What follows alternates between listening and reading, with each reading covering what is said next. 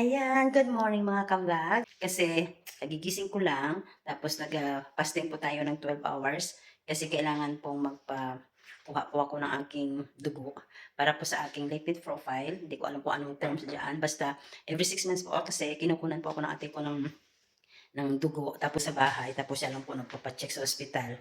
At pag may problema, saka po ako pupunta ng doktor. Pero pag okay naman po, at least nalaman namin kung anong may problema sa ating katawan. Siyempre, kailangan po nating lagi i-check yung ating ah, sugar o ano pa man kasi may maintenance na po tayo.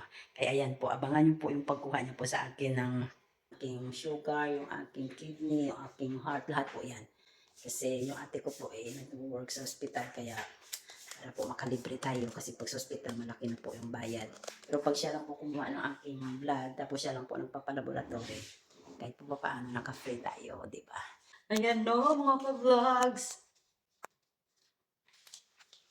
Ayan na lang po yung aking kilikili dyan. Hindi po kasi yung kasama sa pagbablogs ko. Kilikili ko. Ninervyos ako. Ang liit-liit ng karayong kinatatakutan. Ayan. Natakot yung aking, ano tawag, ugat. Hindi nagpakita. Di ba dating bilis lang? Pag ano mo, nandyan to agad. Ayan na mga ka-vlogs. Lagi akong tinuturukan ng karayong pero takot pa rin ako. Joke lang. Pag nagpapunta ako sa medical commission, mayroon ang sakit. Mayroon naman parang hindi naman. Ayun na. Wow. Paano malaman Talaga ko? ako sigurado eh. Paano malaman? Ayun na. Oh my God. Silang ilang litro ng dugo. Ilan na? 5. Iyon pa isa oh. Ah. O diba ang dami kong dugo. Isa pa isa. Yan. Ganyan lang po. Dito lang sa bahay. Yan. Tapos, cross. Yan na siya. Tapos yung ate ko na magpa-laboratory niyan. Hintayin ko na lang yung result. Ayan, mga ka-vlogs. Ito na yung dugo ko. Kinuna na tayo ng 5 ganyan.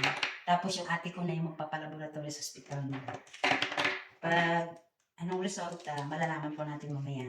Pag may problema po, saka po magpapakita sa doktor. Pero pag okay naman po anong result, at least nakuna na naman po ako. Every 6 months po yan.